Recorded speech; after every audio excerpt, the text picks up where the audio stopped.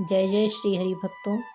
आज कार्तिक महात्म के अंतर्गत अध्याय 28 की कथा का श्रवण करेंगे, लेकिन इससे पहले जानते हैं कि हमने कल कथा को कहाँ पर विश्राम दिया था। नारद जी बोले कि हे राजन, जो विष्णुदास थे वह तो पुण्यशील नाम से प्रसिद्ध भगवान के पार्षद हुए, और जो राजा चोल थे उनका नाम सुशील हुआ। इन दोनों को अपने ही समान रूप देकर भगवान लक्ष्मीपति ने अपना द्वारपाल बना लिया। आइए आज की कथा को श्रवण करें।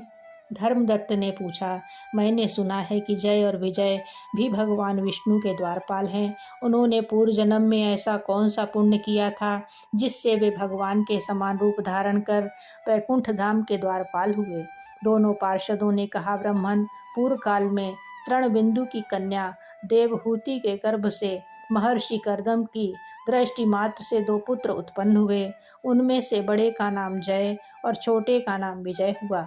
उसी देवहूति के गर्भ से योग धर्म के जानने वाले भगवान कपिल उत्पन्न हुए। जय और विजय सदा भगवान की भक्ति में तत्पर रहते थे। वे नित्य अष्टाक्षर मंत्र का जप और वैष्णव व्रतों का पालन करते थे। एक समय राजा मरुत ने उन दोनों को अपने यज्ञ में बुलाया। वहाँ जय ब्रह्मा बनाए गए और विजय आचार्य। उन्होंने यज्ञ की संपूर्ण विधि पूर्ण की। यज्ञ के अंत में अवभृत स्थान के पश्चात राजा मरुत ने उन दोनों को बहुत धन दिया। धन लेकर दोनों भाई अपने आश्रम पर गए। वहाँ उस धन का विभाग करते समय दोनों में परस्पर लाग डांट पैदा हो गई। जय ने कहा, इस धन को बराबर बराबर बांट लिया जाए। विजय का कहना था, नहीं, जिसको जो मिला है वह उसी के पास रहे। तब जय ने क्रोध में आकर लोभी विजय को शाप दिया, तुम ग्रहण करके देते नहीं हो, इसलिए ग्राह अर्थात मगरमच्छ हो जाओ।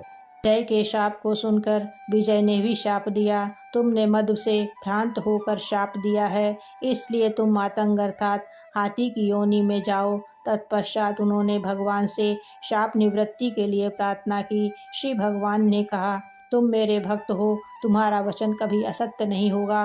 तुम दोनों अपने ही दिए हुए इन शापों को भोग कर फिर से मेरे धाम को प्राप्त होगे। ऐसा कहकर भगवान विष्णु अंतर्ध्यान हो गए। तदंतर वे दोनों गंड नदी के तट पर ग्राह और गज हो गए। उस योनि में भी उन्होंने पूर्व जन्म का स्मरण बना रहा और वे भगवान विष्णु के व्रत में तत्पर रहे। किसी समय वह गजराज कार्तिक मास में स्नान के लिए गंड नदी गया, तो उसी समय ग्राह ने शाप के हेतु को स्मरण करते हुए उस गज को पकड़ लिया। ग्राह से पकड़े जाने पर गजराज ने भगवान रमानाथ का स्मरण किया। तभी भगवान विष्णु शंख चक्र और गदा धारण किए वहां प्रकट हो गए। उन्होंने चक्र चलाकर ग्राह और गजराज का उद्धार किया और उन्हें अपने ही जैसा रूप देकर वैकुंठ धाम को ले गए। तब से वह स्थान हरि क्षेत्र के नाम से प्रसिद्ध है। वे ही दोनों विश्वविख्यात जय और विजय हैं, जो भगवान विष्णु के द्वारपाल हुए हैं। धर्मदत्त, तुम भी ईर्ष्या और देश का त्याग करके सदैव भगवान विष्णु के मन व्रत में स्थिर रहो। समदर्शी बनो। कार्तिक माघ और वैशाख के महीने में सदैव प्रातः काल स्नान करो। एकादशी व्रत के पालन में स्थिर रहो।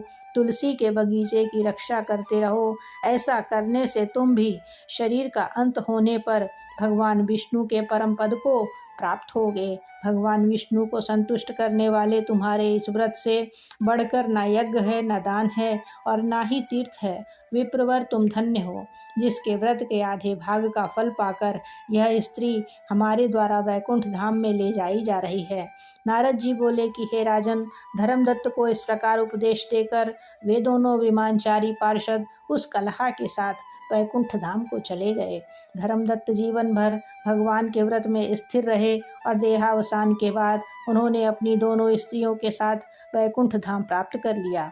इस प्राचीन इतिहास को जो सुनता है और सुनाता है, वह जगत गुरु भगवान की कृपा से उनका सानिध्य प्राप्त कराने वाली उत्तम गति को प्राप्त होता है। कार्तिक महात्म की आज की कथा को हम यहीं पर विराम देते हुए आपसे विदा लेते हैं।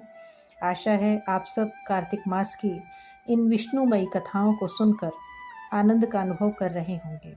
कृपया कमेंट बॉक्स में अपने विचारों से अवगत कराते हुए जय जय श्री हरि या ओम नमो नारायण अवश्य लिखें। मिलते हैं कल पुनः कार्तिक के नए अध्याय के साथ। जय जय श्री हरि।